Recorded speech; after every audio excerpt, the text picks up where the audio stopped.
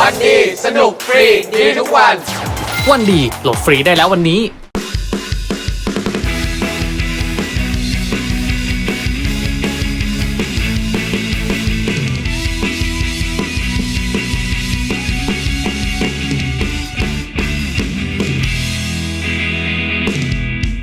สาวเช็ควันนี้เปิดบ้านต้อนรับครอบครัวสายฮาศิลาชัย กับการคว้าแชมป์โลกเจ็ตสกีครั้งแรกของออก้า แล้วผมมาดูออก้าขับอะทำไงนะออก้าตอนขึ้นไปยืนอะ ผ้ามันอย่างนี้ขาแขนกลางยังไงกลางมันต้องอย่างนี้แล้วเวลาเลี้ยวสลับยังไงสลับขาเลี้ยวแขนกลางด้วยปึ๊บแล้วเลี้ยวยังไงสลับตามออก้าเลี้ยวซ้ายเลี้ยวขวาเลี้ยวซ้ายเลี้ยวขวาเลี้ยวซ้ายเลี้ยวขวาเลี้ยวซ้ายเลี้ยวขวาเลี้ยวซ้ายเลี้ยวซ้ายเลี้ยวขวาเลี้ยวขวาเลี้ยวซ้ายเลี้ยวขวาเลี้ยวซ้ายเลี้ยวขวา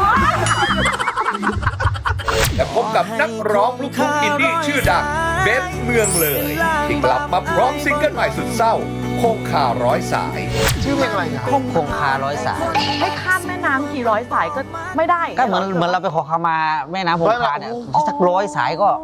ไม่สามารถลบล้างความผิดได้อะไรเงี้ยฮะประมาณนี้ครับใจเราไปนึกถึงโทรศัพท์แล้วเลยยังไงคงคาร้อยสายก็คือคาไว้เป็นร้อยสายไม่รับเลยแบบคุยไม่ทันไม่มันใช่ไหมเสน่ห์เราแรงอะเบนมึงเลยอะสุดนะคงคาร้อยสุดนะไม่ใช่เขานะมึงแต่ตอนนี้พิธีกรคู่หูสายหาพร้อมแล้วขอเชิญพบกับซานินิพาพรและตั้มวราวุธ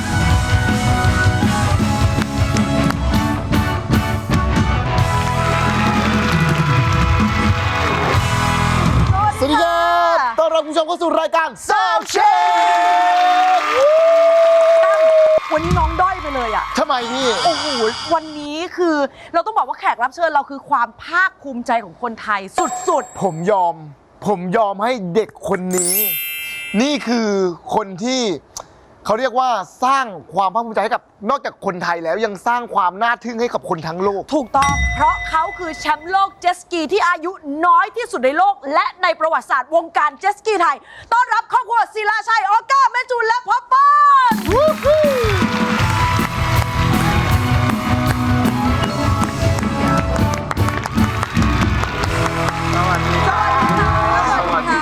ทำไมเราไม่ขี่เจ็ตสกีขึ้นมาเลยอะพี่ครับมันไม่มีน้ำครับพี่ครั้งที่แล้วพ่อมาอวดไว้เรียบร้อยแล้วว่ามีอะไรลูกทำอะไรอยู่บ้างตอนนี้แต่วันนี้ได้คุยอันนี้ต้องแล้วแต่เขาเลยนะฮะว่าเขาจะตอบไหมอะไรใช่ครับเพราะว่าตั้งแต่เป็นแชมป์มาเนี่ยเขาจะเริ่มเสงี่ยมเจียมตัวในการพูดมากขึ้นโอเคจะต้องออกรายการเยอะด้วยเดี๋ยวเราลองดูว่าเราจะดึงการพูดคุยได้มากน้อยแค่ไหนถ้าอยากฟังเขาพูดเยอะก็ต้องอัดฉีดเขาเยอะหน่อยเพราะเขาเป็นนักกีฬาอาชีพแล้วเริ่มมีรายได้แล้วใช่ครับตอนแข่งเนี่ยมันก็ต้องการพราวต้องการแบบศักดิ์ศรีต้องการสร้างชื่อเสียงให้กับประเทศแต่ตอนนี้คือต้องการเงินเติมเกมครับงั้นเราเอามาให้เลยดีกว่าฮะเป็นเงินเหรอเก้าอี้มานั่งดีกว่าก็นึกว่าจะอัดฉีดให้น้องเป็นไงออก้าชีวิตตอนนี้พอเราหลังจากที่เราบินกลับมาจากอเมริกาชีวิตเรารู้สึกว่าเปลี่ยนไปไหมไปเดินตามห้างตามอะไรไม่มีคนแบบมีคนทักไหมลูกออก้าถ่ายรูปอะไรอย่างนี้มีไหมไม่ค่อยเท่าไหร่หรอไม่เท่าไหร่หรอแล้วส่วนใหญ่คนจะไปขอถ่ายรูปที่ไหนที่สนามหรอลูกหรือยังไงก็ทุกที่อะทุกที่เราชอบไหมเวลาที่มีคนมาแบบแสดงความยินดีแล้วก็มาขอถ่ายรูปอะไรเงี้ยไม่ชอบถ่ายรูปแล้วถ้าเขาขอลายเซ็นอย่างเดียวได้ไหมลูกไม่มีลายเซ็นด้วยแชมป์โลกยังไม่มีลายเซ็นแล้วพ่อนะต้องเตรียมพ่อต้องออกแบบแล้วนะต้องปรึกษากันเป็นหนึ่งแล้วออกแบบลายเซ็นนะ10 กว่าเองแล้วเป็นไงพอมาถึงสนามบินเห็นแฟนแบบให้การตอบรับแบบคนไทยเขาภาคภูมิใจกับตัวออก้ามากๆอะเรารู้สึกไงก็ดีใจครับก็ดีใจก็ถูกแล้วก็คนดีใจแต่คุณรู้ไหม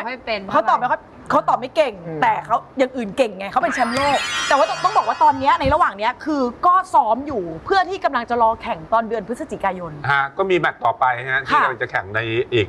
อาทิตย์2 อาทิตย์ที่จะถึงเนี้ยวันที่12-13 พฤศจิกายนเนี้ยครับในประเทศเราไหมคะหรือว่าเสาร์อาทิตย์ที่งานหลวงพ่อโสธรเลยฮะอันนี้เป็นชิงแชมป์อะไรครับเป็นชิงแชมป์ชิงถ้วยพระราชทานครับเขาจัดประจำปีอยู่แล้วเป็นงานนมัสการหลวงพ่อโสธรแต่จะบอกว่างานเนี้ยเป็นงานเดียว และใน1 ปีมีครั้งเดียวที่คุณจะได้เห็นออก้าแข่งในรูปแบบที่ชิงแชมป์โลกมาปกติคือในประเทศไทยจะแข่งทีละลำ ครับ แต่แข่งไปชิงแชมป์โลกเนี่ยออกไปพร้อมๆกันเป็น10 ลำซึ่งงานหลวงพ่อโสธรเนี่ยจะเป็นงานเดียวที่คุณจะได้เห็น นั่นกับหมายความว่าออก้ากลับมาไม่ได้พักเลยสิ ก็ต้องซ้อมต่ออย่างต่อเนื่องเลย ซ้อมป่ะซ้อมยัง แค่รอบเดียวครับ ซ้อมไปครั้งหนึ่งแล้ว เพราะตอนนี้เนี่ยคิวแน่นมากนะ ทำอะไรบ้าง ต้องเดินสาย เรียนหนังสือก็ต้องเรียนต้องเดินสายไปรายการนู้นรายการนี้เนี่ยเรารบกวนน้องนะที่เอามา เดี๋ยวพูด ใช่ กลายเป็นกูรบกวนซะแล้ว แต่ว่าจริงๆอ่ะต้องบอกว่าเขามีวินัยของตัวเขาเองด้วย คือการแบ่งเวลานี่ก็เป็นตัวเขาเองด้วยที่แบบว่าอยากจะไปซ้อมเวลานี้อะไรแบบนี้เขาทำเองหมดเลยไหม ส่วนมากป้าจะเป็นคนวางตารางให้ฮะ ครับ เราจะวางตารางให้เลยว่าอาทิตย์หนึ่งต้องซ้อม6 วันนะ แล้วใน6 วันนั้นเนี่ยวันนี้จะทำอะไรบ้าง กี่โมงถึงกี่โมงแล้ววันนี้จะต้องเวทเทรนนิ่งวันนี้ซ้อมด้านบนด้านกลางด้านล่างอะไรเงี้ยมันต้องซ้อมหมด อ๋อต้องยกเวทให้กล้ามเนื้อแข็งแรง มัน ด้วย เป็นกีฬาอย่างอื่นฮะเช่นวิ่งว่ายน้ำบาสอะไรพวกอย่างเงี้ยฮะที่เขาถนัดเพื่อเสริมกล้ามเนื้อในแต่ละอย่าง ที่ ใช้ทุ ก็ ก คือ ส่ ต้อ วน งแข็งแรงอ่ะต้องเอาเครื่องให้อยู่ด้วย แล้วผมมาดูออก้าขับอ่ะทำไงนะออก้าตอนขึ้นไปยืนอ่ะ ถ้ามันอย่างนี้ขาแขนกลางยังไงกลางมันต้องอย่างนี้แล้วเวลาเลี้ยวสลับยังไงสลับขาเลี้ยวแขนกลางแขนกลางด้วยเบิร์ดแล้วเลี้ยวยังไงสลับตามออก้าเลี้ยวซ้ายเลี้ยวขวาเลี้ยวซ้ายเลี้ยวขวาเลี้ยวซ้ายเลี้ยวขวาเลี้ยวซ้ายเลี้ยวขวาเลี้ยวซ้ายเลี้ยวซ้ายเลี้ยวขวาเลี้ยวขวาเลี้ยวซ้ายเลี้ยวขวาเลี้ยวซ้ายเลี้ยวขวา โอ้ย โอ้ยชีวิตเหนื่อยเหมือนกันนะ โอ้ยตายนักกีฬาเจอนักร้องเว้ย ใครเขาจะเลี้ยวเร็วขนาดนั้นล่ะพ่อมันเลี้ยวซ้ายเลี้ยวขวา จะเรียกว่าโค้งเลยเรียกว่าเป็นฟันปลาอย่างนี้ดีบางทีนะ แป๊บนึงนะหน้ามืดจุ่มกันนะ ผมมาได้ดูคลิปนะออก้าก็เสียบทุ่นดีแบบเข้าดีหมดเลยอ่ะกลับมานี่คือต้องซ้อมอะไรเพื่อพี่เปิ้ลเห็นไหมจากการแข่งขันครั้งที่แล้วเนี่ยว่าลูกเราจะต้องเติมเสริมตรงไหนอีกบ้าง คือเขาซ้อมหนักนะเขาซ้อมหนักมากหนักเกินกว่าที่เด็ก10 ขวบจะต้องเจออ่ะ ครับ เรายังแอบน้ำตาไหลเหมือนกันเวลาที่เราเห็นเขาเหนื่อยแล้วเขานั่งร้องไห้เขาซ้อมจนเหนื่อยแล้วนั่งร้องไห้อยู่ข้างบึง แล้วเขาพูด เราก็ เขาบอก เราก็บอกว่าออก้าเป็นอะไรเขาก็บอกว่าเหนื่อยแล้วเขาก็ร้องไห้ แล้วเราก็แอบแบบแอบน้ำตาไหลเหมือนกัน แต่เราก็โอบเขาอะแล้วก็บอกว่าลูกเป็นตัวแทนประเทศไทยเพียงคนเดียวนะที่จะสร้างชื่อเสียงให้กับประเทศชาติ แล้วต้องไปแข่งกับอันดับ1ของแต่ละประเทศทั่วโลก เพราะนั้นลูกต้องเหนื่อยกว่านี้เยอะมาก ลูกต้องทนเขาก็บอกโอเคเอาทน ออก้าเคยแบบว่างองแงไหมลูกแบบไม่อยากไปซ้อมโดดซ้อมมีไหม ต้องเก็บไว้ข้างใน ใช่ไหมครับ อยากใจอยาก ใจมันอยาก ใจ เก็บ อยา ไว้ ก ข้างใน เก็บ ดู ไว้ ดิ เลยนะ มีมาระบายกับแม่บ้างไหม เคยไหมเคย บ้างไงเขา จะมาบอกก็ไม่อยากไปซ้อมเลยอ่ะวันนี้ไม่อยากซ้อมอะไรอย่างเงี้ย แล้วแม่ว่าไง ก็บอกไปเธอะลูกแป๊บเดียวแล้วบอกป้าให้ไปซ้อมนิดนึงอะไรอย่างเงี้ย ก็คือเราก็ต้องรู้ตารางเขา เพราะว่าเขาเรียนเสร็จทุกวันปุ๊บออก้าเป็นคนเดียวที่จะต้องแยกรถไปอีกคันหนึ่งเพื่อไปที่บึงเจ็ตสกีเลย ก็คือเรียนเสร็จปุ๊บก็ต้องซ้อมต่อเลย นั่นหมายความว่าชีวิตออก้าก็อาจจะไม่ได้เหมือนเด็กคนอื่น คือตอนสมัยเราเรียนอะทุกคนน่าจะเป็นบทบาทหน้าที่สำคัญคือเรียนหนังสือ ใช่ ไม่ต้องแบกอะไรทำกันบ้านตกมาทำกันบ้านเล่นกับเพื่อน นี่คือสบายๆแต่อันเนี้ยไม่ได้แบกแค่ว่าต้องไปซ้อม เหมือนมันมีความที่จะทำเพื่อชาติอยู่ตั้งแต่ตอนอายุ10 ขวบอะมันหนักอึ้งมากอะ พี่เปิ้ลก็คือนักกีฬาคนหนึ่งอะแล้ววันที่เราเห็นลูกเราซึ่ง10 ขวบอะแล้วเขาได้รางวัลในสิ่งที่เราแบบโหมันเกินฝันมันเกินคาด ใช่ฮะใช่ เราเคยบอกเขาไหมว่า เพราะป้าภูมิใจมากเคยพูดกับเขาไหม ไม่เค ยั ย งไม่ พู ได้ ดแบบ พูดเลยนะ ไม่เคยนะได้แต่กอดแล้วก็บอกเก่งมากลูกแค่เนี้ย ทำดีมากเก่งแล้ว แต่ผ เก่ ม ง ว่า แล้ว เขารู้แหละ คือผมอะได้ดูคลิปตอนที่ออกตาขึ้นเจ็ตสกีครั้งแรก แล้วเหมือนพี่เปิ้ลก็ถามว่าชอบขับให้เร็วหรือช้าอะไรเงี้ยตาเขาแบบเร็วไม่กลัวหรอไม่กลัวคือ จะไป จะไปอ่ะสายตาคือแบบรู้เลยว่าแบบรักสิ่งนี้ตั้งแต่วินาทีแรกที่ได้ขึ้นไปนั่ง แต่เราก็จะรู้เนาะว่าทุกกีฬาทุกประเภทมันจะมีความบาดเจ็บอยู่แล้ว มันยิ่งเจ็ตสกีเนี่ยถ้าบาดเจ็บคือบาดเจ็บหนักเลยเพราะว่ามันเหมือนมันไม่ได้มีอะไรครอบตัวอยู่เลยนะ เจ็บมากสุดคืออะไรครับลูกออก้า ก็น่าจะที่เรือชนตรงฝั่ง ตรงนี้ใช่ไหมลูก อ๋อที่เหมือนมีดูค ต ลิป อน นี้ ซ้อมชนตรงปากเป็นไงเย็บเท่าไหร่นะกี่เข็ม 30 เข็ม 30 เข็ม หลังจากเย็บ 30 เข็ม ฮะ เช้ามาถามป้าเมื่อไหร่ไปซ้อมอีก โอ้โห เป็นอย่างนั้น ผมว่าเขาเกิดมาเพื่อสิ่งนี้ อืม และโชคดีมากที่เกิดมาในที่พี่เปิ้ลก็รักสิ่งนี้ แล้วก็สนับสนุนแบบไปสุดทางอะ อืม ไปสุดทางอะโชคดีมากๆสู้มาได้จนได้แชมป์ออก้าคิดว่าเราจะเป็นแชมป์อีกสักกี่สมัยดี 10 ครับ ว้า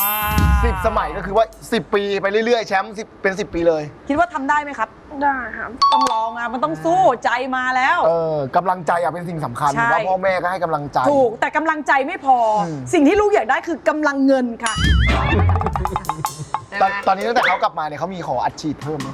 มีเพิ่มไหม เติมเรื่อยๆแต่ก็ในเรื่องจริงก็เติมไม่ทิ้ง300บ้างละ400บ้างละอะไรอย่างเงี้ยค่ะคือถามว่าจริง ๆ ก่อนไปก็เติมอยู่แค่นี้ คือจุนไม่ได้จะสอนหรือให้เขารู้สึกว่าเฮ้ยแชมป์โลกนะเว้ยจะต้องได้มากกว่าเดิม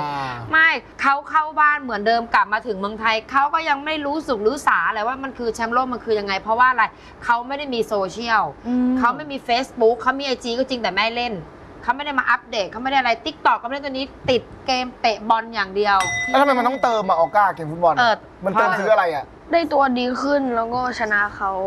ซื้อนักเตะ พลังนักเตะไง เขาจะยังไม่รู้อะไรเท่าไหร่เลยว่าแชมป์โลกมันคืออะไร เพราะฉะนั้นก็เลยไม่อยากจะไปให้เขาพราวตัวเองว่าโหนี่คือแชมป์โลกที่สุดละเขาก็ยังเป็นเด็ก10 ขวบเหมือนเดิมนี่แหละ อืม ออก้ารู้ป่ะว่านอกจากออก้าได้แชมป์อ่ะออก้าได้ทำอะไรอีกออก้าได้เป็นแบบไอดอลเป็นตัวอย่างที่ดีให้กับเด็กคนอื่นเลยนะเราได้เป็นแบบแรงบันดาลใจให้กับใครหลายคนอ่ะพี่ยังมองออก้าว่าแบบถ้าเป็นพี่เองในอายุเท่านี้ด้วยซ้ำอ่ะจะทนได้เท่าออก้าหรือเปล่า อันนี้ออก้าต้องภาคภูมิใจเลย เป็นไอดอลเป็นอินสปิเรชันให้กับเพื่อนๆ คนอื่นๆ เผื่อเขาแบบว่าไม่เคยเล่นเลยเจตสกีอุ้ยเห็นออก้าเล่นอยากลอง อยากลองตาม อืม อันนี้มันมากกว่าการเป็นแชมป์มันคือการเป็นอินสปิเรชันให้กับคนและทั้งโลกด้วยตอนนี้ที่มองออก้าอยู่ก็ แต่ว่าอีกสิ่งหนึ่งที่บ้านเนี้ยไม่หยุดไม่หย่อนเลย คือธุรกิจ ครับ เยอะมากมีอะไรบ้างคะตอนนี้ ธุรกิจอาหาร ค่ะ ครับ นะเราก็ทำร้านอาหาร ตอนนี้มี 2 ร้านแล้วก็คือร้านคุณทองบายนาครที่รัชดาซอย4นะฮะ นี่ตอนนี้ขยายโซนนะ โอ้โห มีโซ คน น ใช่คนที่ชอบซี ปิ้งย่าง ฟู้ดกู๊ดมีทปิ้งย่าง อ่า เนื้อเนี่ยฮะต้องไปที่รัชดาซอย ค่ะ 4 ส่วนใครชอบก๋วยเตี๋ยวเรือชาบูก็ที่เซลทูดมูลที่เอเชียทีคแล้วก็อีก ค่ะ เรื่องหนึ่งนะฮะ ครับ ก็เป็นกีฬาเรื่องของกีฬาเนี่ยแหละนะฮะก็อยากจะฝากเชียร์ทีมเราด้วย King Power Jet Ski Team นะฮะซึ่งเดี๋ยววันที่ 12-13 นี้เจอกัน ต่อ ที่ คุณพ่อคะแชมป์โลกของเราเมื่อยแล้วนะ ปกติเขาต้องได้ออกกำลังกายเขาต้องใช้พละกำลังคุณเอามานั่งคุยแบบนี้ ได้ยังไง มันไม่สนุก ใช่ นี่ถ้าช้ากว่านี้อีกนิดเดี๋ยววิดพื้นแล้วนะ เดี๋ยววิดพื้นแล้วนะเอาพลังออกนะนี่เริ่มไหมเริ่มยกเก้าอี้แล้วเริ่มยกเก้าอี้แล้ว ออกการช่วยป๋าฝากโปรแกรมการแข่งขันรอบหน้าหน่อย เจอกันที่งานหลวงพ่อนะครับ หลวงพ่ออะไรครับ ที่ฉะเชิงเซา ครับ วันเสาร์อาทิตย์ที่ 12 และ 13 นี้นะครับ จะได้เห็นออก้าแบบที่ World Final แล้วก็เป็นที่ไทยแล้วก็ที่นี่ที่เดียวครับ ฝากเป็นกำลังใจให้ออก้าด้วย ใช่ นะเพราะว่าการที่เด็กคนนี้จะได้แชมป์แบบนี้กำลังใจจากครอบครัวก็สำคัญกำลังใจจากคนไทยทั้งประเทศ ถูกต้อง ก็สำคัญเช่นเดียวกัน แล้วก็อย่าลืมนะผู้สนับสนุนนะครับหรือว่าทางภาครัฐที่จะต้องอัดฉีดอะไร มาได้เลย มาได้เลย มาเลย วันนี้ขอบคุณครอบครัวศิลาชัยด้วยนะครับ ขอบคุณค่ะ ขอบคุณครับ คุณผู้ชมค่ะเดี๋ยวช่วงหน้าค่ะ เราได้เจอกับนักร้องค่ะที่เขาเคยมาแล้วแหละ แต่ครั้งนี้เขากลับมาอีกครั้งค่ะเบนซ์เมืองเลยค่ะ ก่อนที่จะไปสนุกกับเบนซ์เมืองเลย วันนี้สาวเช็คอัปเดตมีเพลงใหม่มาฝากครับ กับเพลง Don't Stop Baby จากคินธนชัย บอกเลยว่าเพลงนี้พิเศษสุดๆ เพราะจะเห็นการออกสเต็ปเต้นของหนุ่มคินเป็นครั้งแรก แถมยังได้เห็นลีลาการจีบสาวใน MV และงานนี้ยังได้นางเอกเป็นศิลปินร่วมค่ายอย่างคริสเชอรินทิพย์รุ่งธนเกียรติ สมาชิกจากวงอาลาล่ามาร่วมแสดงอีกด้วย ได้โปรดอย่าพึ่งไปไหน So baby don't stop keep it coming เธอคือคนในฝันที่กลายมาเป็นความจริง Baby don't stop จะให้ฉันทำไง ยิ่งเธอทำเป็นเหมือนว่าไม่สนใจ มันก็ยิ่งห้ามใจไม่ไหว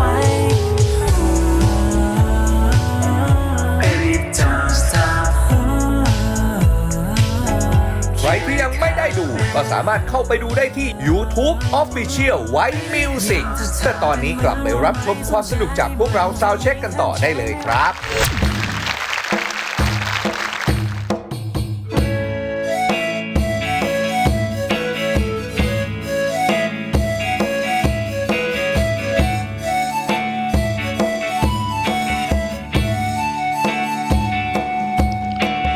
ใครต่อใครที่มองเข้ามา มีแต่คนอิจฉาที่ฉันได้ครองหัวใจของเธอไว้ แต่ฉันยังคงไม่มั่นใจ รู้แค่เพียงว่าเธอสำคัญ เป็นสิ่งเดียวที่ฉันไม่มีวันยอมให้ใครมาแย่งไป ขอให้ฉันได้เก็บไว้คนเดียว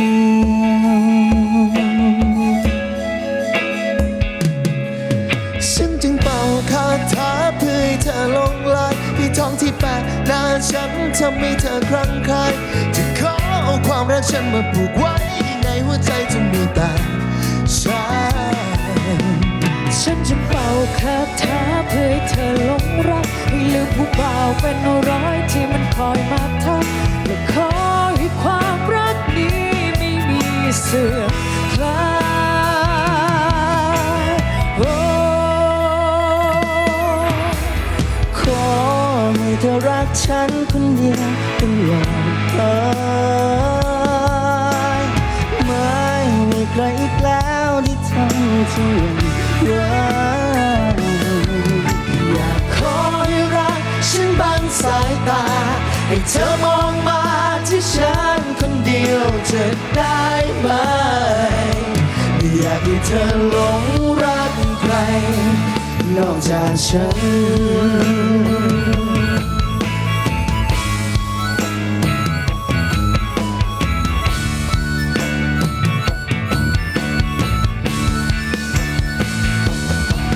ฉันจึงเป่าคาถาเพื่อให้เธอหลงไหลให้ทองที่แปะหน้าฉันทำให้เธอคลั่งไคล้จะขอเอาความรักฉันมาผูกไว้ในหัวใจจะมีแต่ฉันจึงเป่าคาถาเพื่อให้เธอหลงรักให้ลืมผู้บ่าวเป็นร้อยที่มันคอยมาทักขอให้ความรักนี้ไม่มีเสื่อม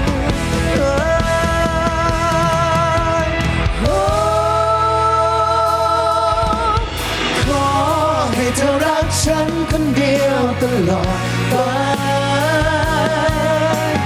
ไม่มีใครอีกแล้วที่ทำทุกวันอยากขอให้รักฉันบังสายตาให้เธอมองมาที่ฉันคนเดียวจะได้ไหมไม่อยากให้เธอหลงรักใครนอกจากฉัน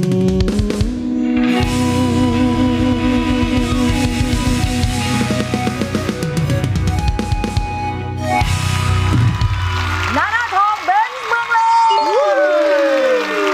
สวัสดีครับ สวัสดีครับ กลับมาเยือนรายการของเราอีกครั้งหนึ่ง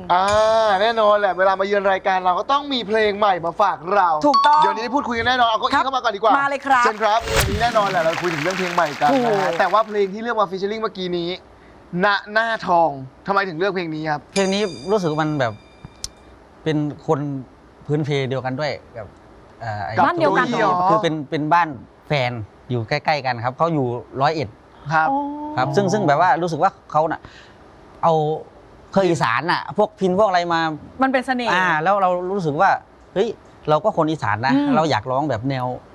อีสานที่มันเป็นสตริงบ้างอะไรเงี้ยครับซึ่งเพลงใหม่ที่เอามาฝากก็เป็นแนวอีสานสตริงเหมือนกันครับ แบบเดียวกัน ใช่ครับ ก็เลยเลือกเพลงนี้มาน่าจะ ใช่ มีความคล้ายๆกันกับ ครับ กับเพลงที่เราเอามาฝาก ใช่ครับผม แต่ว่าต้องบอกอย่างนี้เขาพูดถึงแฟนเขา ตอนนี้แสดงความยินดีด้วยนะคะภรรยากำลังมีเบบี เดือนแร ยิ ก นดีด้วย ประมาณ2 เดือนครับตอนนี้กำลังแบบประคับประคองอยู่ เขามีแบบแพ้ท้องไหม มีบ้าง แต่ว่าถ้าเบื่อหน้าผัวนี่มีทุกวันครับผม มันเป็นเอฟเฟกต์จากการแพ้ท้องเหรอพี่ ใช่ คือยังไงเขาบอกว่าไง คือแบบ เหม็น มันแบบเหม็นหน้าเราอะแบบเหม็นกลิ่นตัวเราอะไรเงี้ยพี่แบบเหม็นอะ อุ้ยจังหวะดีเลยเราได้ไปอาบน้ำมาสิ อาบทุ ทุกวันอยู่แล้ว เราก็ต้องคิดดีสิคิดดีทำดีสิ มีลูกแล้ว ภรรยากำลังมีเบบี ใช่ครับ อ๋อแต่เขามีอาการแบบนี้แล้วต้องแบบกินของแบบนี้หรือกินอะไรไม่ได้อะไรอย่างนี้ไหม กินได้ทุกอย่างครับตอนนี้คือหิวมากคือย กเว้นผัว ใช่ ก็หลายเดือนแล้วนะ เราบอกเขาไหมเธอเราผัวเธอนะ ก็บอก แล้วเขาว่า อันนี้แหละเขาบอกว่า ไปไกลๆเลย แบบไปไกลๆเหอะไม่เกลียดอะก็พูดภาษาชาวบ้านอะกูเกลียดมึง แล้วเรามีวิธีคำพูดที่จะพูดยังไง ว่าเฮ้ยเราทำไม อยาก ต้อง ดู ข แล นาด อยา นั้ ก นหรื ก อ อ อะ ด ไร อะไร เงี้ย เงี้ย แบบเราก็บอกว่าเข้าใจไงว่าผู้หญิงกำลังแบบเนี้ยแล้วประสบการณ์ที่คนอื่นที่เขาเป็นมาเขาก็บอกเฮ้ยเป็นเหมือนกัน อืม แต่ก็แบบเกลียดหน้าผัวตัวเองแล้วก็แบบเหมือนไม่อยากอยู่ใกล้อ่ะ แล้วขอให้ดูนะตอนคลอดออกมาลูกจะหน้าเหมือนคุณมากเลย จะเหมือน หน้า มาก ผม ๆเดี๋ยวรอ ดี ดู แล้ว แต่ถ้า ทำไมอะ เหมือนคนอื่นนี่ไม่ได้นะ อันนี้ก็จริงของ แต่ก็เดี๋ยวรอดูน่าจะเหมือนแบบมากๆเลย เห็นว่าจะโกอินอินเตอร์ด้วยอะ ใช่นี่ก็รอเซ็นสัญญาอยู่ อ๋อเหรอคะ ใช่ครับที่ลาว อ๋อไปหมายถึงว่าไปเป็นศิลปินของทางฝั่งลาวหรือว่าไง คือเหมือนจ้างสัญญาจ้างครับประมาณ10-20 คิวที่จะไปลง ไป ที่ ไป ลาว ต้องไปโชว์ที่นั่น ไปโชว์ที่นั่นใช่ แล้วต้องไปอยู่เลยไหมคะ ก็อยู่ยาวครับ แล้วภรรยา ภร ล่ะ รยากำลังท้องอยู่เลยอะ ก็อยู่กับยาย อ๋อเพราะเขาจังหวะเบื่อหน้าผัวพอดี ใช่ ตอนเนี้ย ครับผม ก็เป็นช่วงที่เราได้ไปทำงานเก็บเงินเนาะไว้ ใช่ค แบ รั บตอนที่ เพ ลู ราะ ก ว่า คลอด ตอนนี้ก็เก็บเงินสร้างอนาคตแล้วก็เพื่อลูกด้วย ตอนนี้กำลังเก็บอยู่ ก็ทำธุรกิจแล้วก็มีธุรกิจอีกนอกจากจะโกอินเตอร์แบบเดี๋ยวชาวลาวก็จะได้เจอเบนซ์เมืองเลยแน่นอน ใช่ครับ แต่ว่าอีกสิ่งหนึ่งที่เขาทำคือธุรกิจก็คือขายสบู่ อุ้ยเราจะได้เหรอเมียเรายังเหม็นเลยอะสบู่เราใช้อะไรอะ ใช่อะไรก็เหม็น เอาใช่อะไรก็เหม็น ใช่อะไรก็เหม็น แต่สบู่เราดี ดี สบู่ชื่ออะไรสบู่ชื่อ ส อะไร บู่เอ็มทูราครับ อันที่แล้วเขาก็มา ใช่ เขาก็เล่าให้เราฟังก็ยังทำอยู่ ทำอยู่ตอนนี้สร้างบ้านละ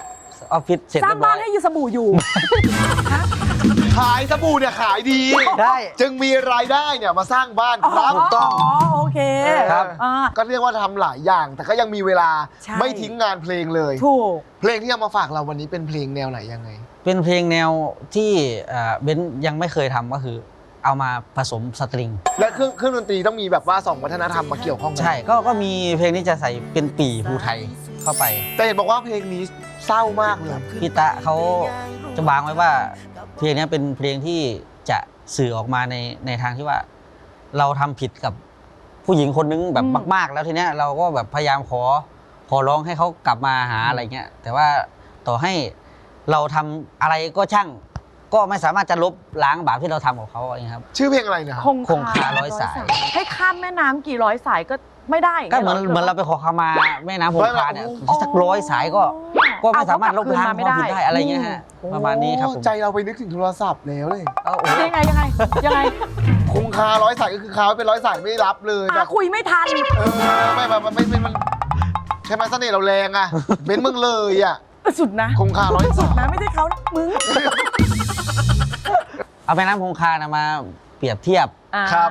กับความที่เราแบบอยากจะขอโทษเขา คือคนที่จะไปขอขมาก็จะขอขมาแม่น้ำคงคาใช่ไหม ประ ส มา มั ณ ย นั้นครับ เขามีความเชื่อใช่ไหมแบบทำผิดอะไรกับแบบน้ำทำผิดอะไรกับใครก็จะไปขอขมาตรงนี้ ใช่ ก็เลยเอามาเปรียบเทียบ ครับ ว่าต่อให้เราจะขอขมาคงคากี่ร้อยสาย ก็ ลบล้าง ไม่สามารถ ความผิด ลบล้างความผิดได้ ใช่ และใน MV เนี่ยเราก็ต้องมีการแบบเล่าภาพเห็นแม่น้ำเห็นอะไรไหม ก็เป็นคล้ายๆ อ่างเก็บน้ำครับเราไปถ่ายที่ศรีสะเกษตอนนั้น อ๋อ คือ MV จะเป็น MV ที่ใหม่ด้วยสำหรับผมก็คือสายวายผู้ชายกับผู้ชาย นักแสดงก็คือ เต้าหยองครับเต้าหยองกับน้องท็อปวรากร อุ้ยเต้าหย่องดังอะ ระเบียบวาทศิลป์ ซึ่งน้องก็เป็น FC อยู่แล้ว ค่ะ เป็น FC ตัวของเบนซ์มาเลยเองอยู่แล้วครับก็ อ๋อเขาก็มาเล่นคู่กัน ใช่ร้องเพลงเราอยู่ด้วยแล้วเขาก็แบบว่าอยากมาเล่นกับเบนซ์มาเลยสักเพลงนึงอะไรเงี้ยครับ ก็ถือว่าเป็น MV ที่พูดถึงเรื่องของความรักนี่แหละ ครับ พูดถึงเรื่องของการแบบลบล้างความผิดตัวเองมันจะลบล้างยังไง โดยที่มีนักแสดงก็คือท็อปนรากรแล้วก็เต้าหยองก็ที่เป็นแบบเหมือนสายวายเลย ใช่ เพราะฉะนั้นสาววายดูได้ คนธรรมดาปกติก็ดูได้เหมือนกัน ใช่ เพ เพ ราะ ราะ เพ เพ ล ล ง ง เพราะ เพราะเพลงเนี่ยมันสื่อได้แบบว่าเข้าถึงหลายคน ใช่ หลายรูปแบบ ใช่ครับ แล้ว มีเคยเข้าถึงกับเราไหม เคยมีประสบการณ์ไหม ประสบการณ์อยู่ เล่าให้ฟังหน่อยเรื่องนี้ กี่ร้อยสาย คนละสายพี่อันนี้กลับไปโดนเนี่ย เราเป็นคนที่ทำผิด หรือ ใช่ ว่ามีคนทำผิดกับเรา เออ แบบสดๆเลยร้อนๆเลยก็คือกับคนปัจจุบัน อืม ก็คือ เหมือนตอนคบกันแรกๆเราก็เหมือนเอาใจใส่เขาอะทุกอย่างแบบเพื่อจะได้เขามาอะไรเงี้ย โปรโมชั่นโปรโมชั่น ใช่แต่พอเราแบบได้คบกันแล้วเป็นแฟนกันแล้วเงี้ยซึ่งเราก็แบบเหมือนปล่อย แล้วตอนที่เขางอนอ่ะคุณจัดการยังไงมีวิธียังไง ผมก็ล็อกห้องเลยครับผม พอมีปัญหากันเคลียร์กันไม่ลงตัวปั๊บ ก็ล็อกห้องเคลียร์ ล็อ กั ก น ห้องเพื่อไปเคลียร์กัน เขาล็อกผมไว้ครับผม ขัง โอ้โห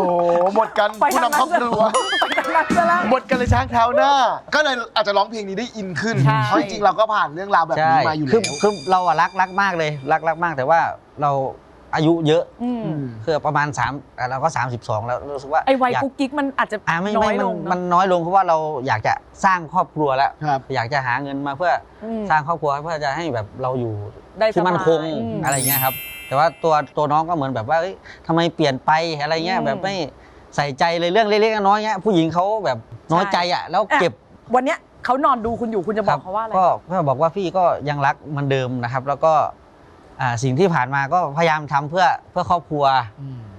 อะไรที่ทำผิดก็ต้องขอโทษนะครับ เพราะว่าวันนี้เราก็มีเบบีแล้วก็ต้องขอบคุณมากที่ยอมให้ตัวพี่ไปอยู่ในตัวของน้องเฟิร์นด้วยครับผม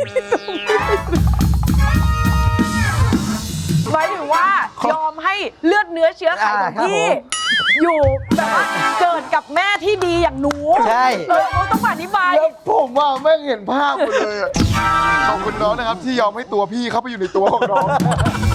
เขาเป็นคนสุภาพ ใช่ เขาเป็นคนสุภาพ จริง ๆอ่ะผู้ชายอาจจะพูดไม่ค่อยเก่ง ใช่ แบบบอกได้ไม่หมดหรอกแต่ว่าสิ่งที่ทำอยู่ทุกวันนี้คือเต็มที่นะ ใช่ ธุรกิจเดี๋ยวก็จะแบบมีงานจ้างไปที่ลาวอีก ใช่ เพลงใหม่อีก ทำทุกวันนี้ก็เพื่อครอบครัว ถูก เพื่อเธอนั่นแหละ เพลงนี้มันอาจจะเป็นเพลงที่อาจจะดราม่าเศร้าแต่มันเป็นเรื่องราวที่เราเคยประสบเจอมา ใช่ แล้ว ครับ แล้วก็เอามาเป็นบทเรียนหรือให้ทุกคนฟังเพลงนี้ ใช่ เพื่อเป็นบทเรียนของทุกคนแล้วกัน อืม ใช่ครับ ฝากเพลงสักหน่อยครับ ฟังได้ที่ไหนครับ ครับผมก็ฝากผลงานเพลงใหม่ล่าสุดนะครับ เป็นผลงานเพลงในดิจิตอลอัลบั้มของปีนี้ด้วยครับ เพลงที่ 2 ชื่อว่าเพลงโคงคาร้อยสายนะครับ เพลงนี้ก็อยากให้แฟนเพลงของเบนซ์เมืองเลย แล้วก็แฟนเพลงแฟนคลับทั่วประเทศเลยครับผมช่วยสนับสนุนนะครับผมผลงานเพลงเบนซ์เมืองเลยก็สามารถติดตามรับชมนะครับผม MV แล้วก็ฟังเพลงเพราะๆได้ทางช่อง YouTube Tidal Music นะครับแล้วก็ Facebook ส่วนตัวของเบนซ์เมืองเลยครับผม ฟังด้วยนะเพลงนี้อาจจะไปโดนใจใครหลายๆคนผมเชื่อว่าทุกคนอ่ะเคยทำผิดนั่นแหละ ใช่ แต่ว่าอย่าให้มันผิดหนัก ผิดซ้ำ นี่ ซา เขา ก ให้เขานี่เขายังแบบว่ามีโอกาส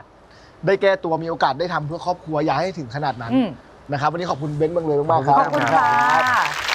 คุณผู้ชมขาปิดรายการด้วยเพลงนี้ค่ะ อาจจะดูเศร้าหน่อยเนาะแต่ว่าจริงๆแล้วน่าจะเกิดกับใครหลาย ๆ คนค่ะ ต้องบอกว่าชีวิตอย่าปล่อยให้มันสายจนเกินไปค่ะ จนจะต้องเกิดเป็นเพลงนี้ขึ้นมาค่ะ คงคาร้อยสายจากเบนซ์เมืองเลยค่ะ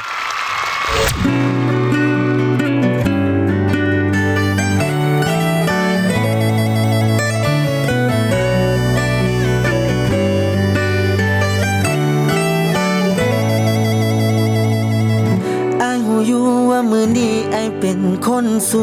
ในสายตาเจ้า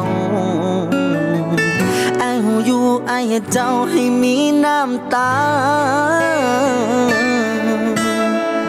พอผู้ไม่ได้คนใบก็ทิ้งเจ้าไปบ่รำบ่ลาทำตัวชั่วช้าอายเฮ็ดชีวิตเจ้าพัง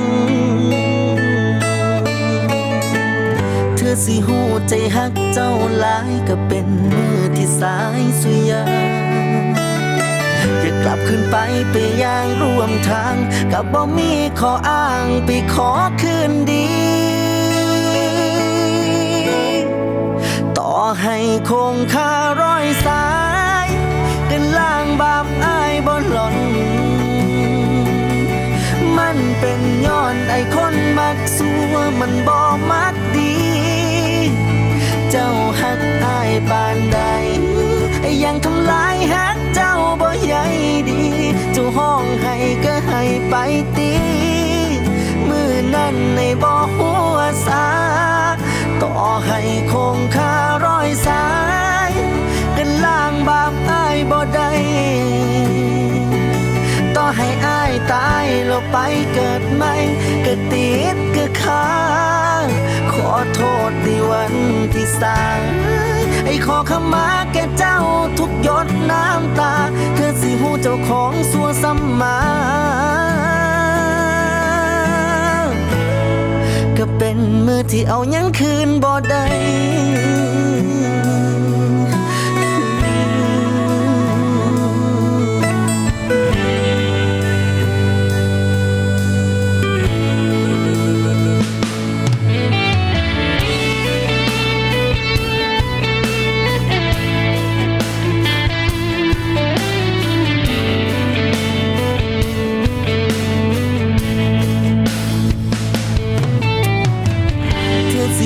ใจฮักเจ้าหลายก็เป็นมือที่สายสุดยางอยากกลับขึ้นไปย่างร่วมทางกับบ่มีข้ออ้างไปขอคืนดีต่อให้คงคารอยสายขึ้นล่างบาปอายบ่หล่อนมันเป็นย้อนไอ้คนมักสัวมันบ่มักดีเจ้าหักอายปานใดยังทำลายหักเจ้าบ่ใหญ่ดีเจ้าห้องให้ก็ให้ไปตีมือนั้นไอ้บ่หัวสาต่อให้คงคารอยสายขึ้นล่างบาปอายบ่ได้ต่อให้อายตายแล้วไปเกิดใหม่ก็ติดก็ค้าขอโทษในวันที่สร้างไอ้ขอขมาแก่เจ้าทุกหยดน้ำตาเธอสิหูเจ้าของสัวซ้ำมาก็เป็นมือที่เอายังคืนบ่ได้